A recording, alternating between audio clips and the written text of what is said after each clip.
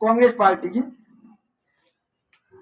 Party का भी manifesto होने की प्रक्रिया होगी, तो वो सारे मुद्दे राजनीतिक पार्टी के मैनिफेस्टो में हो और जो सत्ता में आते हैं तो उसको इम्प्लीमेंट कराने की कार्यवाही। तो मैं उषा और विनीता से कहूंगा कि वो यहाँ पे आए, पहले वो बच्चों का मार्ग पत्र प्रस्तुत करने की प्रक्रिया को करें, ये उसके बाद हमारे स्वयंसेवी संस्थाएं अपनी मांग पत्र को प्रस्तुत करें। तो उषा, आपके साथी तैयार हैं?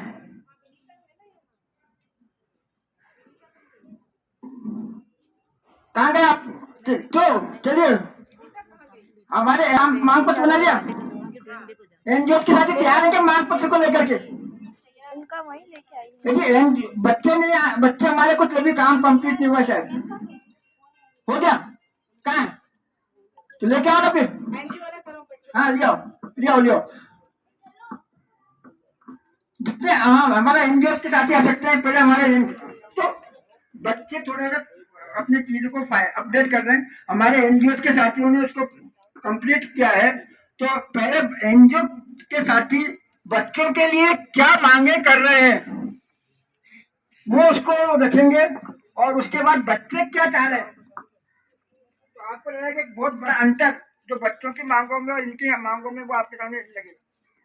मैं मेहमानगण के सामने ये बात कहना चाहूंगा कि सर, ये जो बाल सुरक्षा नेटवर्क आप देख रहे हैं, बेसिकली हम दक्षिणी राजस्थान में ये 15 साल से सक्रिय है, और ये सारे बच्चे जो हैं वो संस्थाओं के साथ, जिन संस्थाएं जिन क्षेत्रों में काम करती हैं उपेक्षित वर्ग के साथ, उस वर्ग से ये बच्चे आए हैं। और दो दिन से जो बच्चों ने अलग अलग शिक्षा, स्वास्थ्य, सहभागिता को लेकर के, सुरक्षा को लेकर के अलग अलग चर्चाएं की हैं, उसका साझा प्रेजेंटेशन विजय जी ने कहा है बच्चे करेंगे। और एक पैरेलल ग्रुप हमने संस्थाओं का भी बनाया कि जो संस्थाएं सीधे रूप से बच्चों के साथ काम कर रही हैं वो क्या महसूस करती है।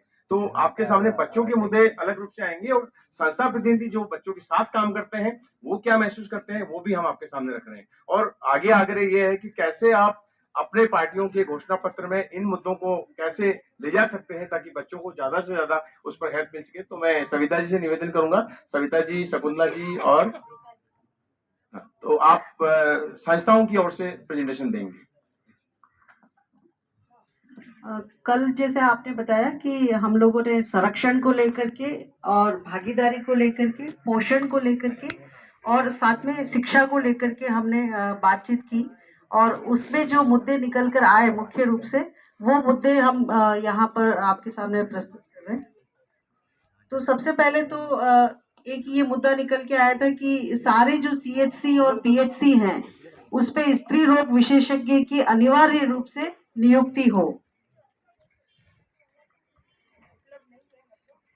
कई जगह उपलब्ध है, कई जगह उपलब्ध नहीं है, लेकिन एक अनिवार्य रूप से एक डॉक्टर वहाँ लेडी डॉक्टर जरूर होना चाहिए, ऐसी एक डिमांड हमारी तरफ से निकल के आई थी। दूसरा ये कि जो सारे स्कूल्स हैं उसमें जो मूलभूत सुविधाएं होना चाहिए, जो इंफ्रास्ट्रक्चर होना चाहिए वो इंफ्रास्ट्रक्चर हो सभी जगह, ये सुनिश्चित किया जाए। क्योंकि कहीं पर पानी की सुविधाएं भी नहीं है। जैसे कई बच्चों ने कल हमें बताया कि उनको पानी भी घर से लेके जाना पड़ता है, और एक बोतल पानी होता है और उसी पानी से उनको दिन भर निकालना होता है, क्योंकि वहाँ पानी की सुविधाएं नहीं है। तो इंफ्रास्ट्रक्चर की सुविधाएं पूरी हो, शौचालय का निर्माण हो, महिलाओं के लिए, लड़कियों के लिए अलग, लड़कों के लिए अलग, और साथ में जो है वो उनकी सफाई और स्वच्छता का भी ध्यान रखा जाए, ऐसा हम सुनिश्चित करें, ऐसा हमारा सोचना है। साथ में जो टीचर्स की बात निकल के आई थी कि सभी जो स्कूल के जो जितने भी सब्जेक्ट्स हैं उन सब्जेक्ट्स के टीचर्स नियुक्त किए जाए, और साथ ही साथ बच्चों के अनुपात में कम से कम टीचरों की नियुक्ति हो, ताकि बच्चे जो है वो सहज शिक्षा प्राप्त कर सके। साथ ही साथ जो बात निकल के आई थी कि जो जनजातीय अंचल है, क्योंकि हम लोग उदयपुर में तो सिर्फ ट्राइबल एरियाज ज्यादा हैं, तो उसके जो बॉर्डर हैं, सटे हुए जो बॉर्डर हैं, वहां पर बाल श्रम और बाल तस्करी की जो संभावनाएं हैं वो बहुत ज्यादा है। तो उसको देखते हुए वहां पर एक अनिवार्य रूप से AHTU की स्थापना की जाए। साथ ही साथ जो जिस तरीके से हम तंबाकू मुक्त पंचायत या हम और भी हम कई मुद्दों पर हम मुक्त पंचायत की घोषणा करते हैं, उसी प्रकार से बाल मित्र पंचायत की भी घोषणा की जाए और जो जहां पर बच्चों को सुविधाएं मिल रही है वहां पर बच्चों को जो है उस पंचायत को बाल मित्र पंचायत घोषित करके उन्हें अवार्ड भी दिया जाए। ग्राम पंचायत और ब्लॉक लेवल स्तर पर बाल संरक्षण समितियों का गठन किया जाए। कई जगह गठन किया गया है और कई जगह गठन नहीं किया गया है, तो गठन किया जाए और साथ ही साथ उनका प्रशिक्षण किया जाए। और जहां पर गठन किया हुआ है लेकिन वो समितियां सक्रिय नहीं है तो उनको सक्रिय किया जाए और साथ ही साथ एक बजट उनके लिए आवंटित किया जाए जिससे वो कमेटी जो है वो सुचारू रूप से काम कर सके और साथ ही साथ उनकी जवाबदेही भी तय की जाए, ऐसा हमारा डिमांड है।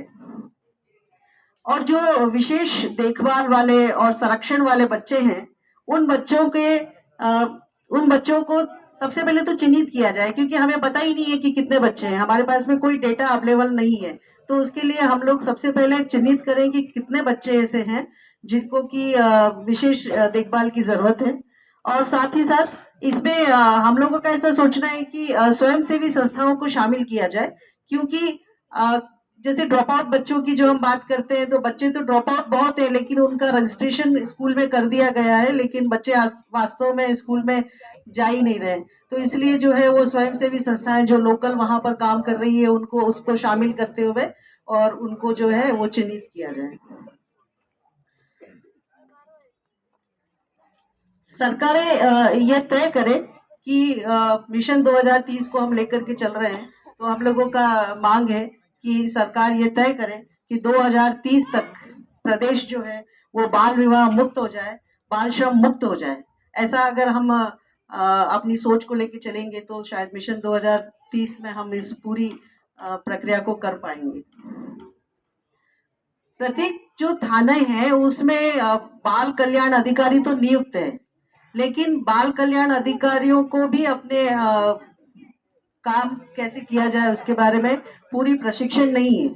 तो एक तो उन्हें प्रशिक्षित किया जाए, साथ ही साथ एक कैडर नियुक्त कर दिया जाए जिसमें कि अगर उस बाल कल्याण अधिकारी का किसी और थाने में अगर ट्रांसफर होता है तो उसी कैडर में उसका ट्रांसफर किया जाए, जिससे कि वो जैसे अगर हमने किसी को प्रशिक्षित किया है तो वो प्रशिक्षण कंटिन्यू बना रहे और वो उस पर उसके अनुभव जो है वो काम आते रहे। तो इसलिए एक अलग से कैडर बना दिया जाए। और इसके अलावा अभी एक जो सबसे ज्वलंत चीज है चाइल्ड लाइन, जो जिसको सरकार ने बंद कर दिया है।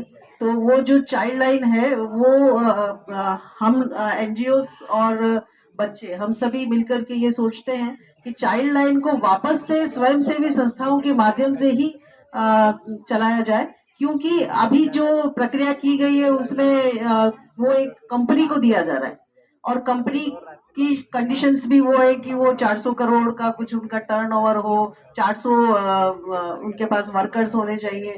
तो वो कंपनी उसको उसी तरीके से करेगी, क्योंकि एनजीओस की जो इमोशंस है वो उनके साथ में नहीं जुड़े होंगे, वो सिर्फ एम्प्लॉय के रूप में वो काम को करेंगे।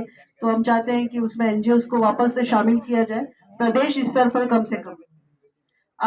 ठीक है, मेरा हमारी तरफ से जो डिमांड आई थी वो सब मैंने यहाँ प्रस्तुत की है। Thank you. मेरा आगे भी जो बच्चे आ रहे हैं संक्षिप्त में अपनी बात को, मूल बात को रखने का प्रयास करेंगे। मैं आपको सर मैं बताऊं, हमारे साथ एक ग्रुप वो है 10 बच्चों का, और मैं कहूँगा तो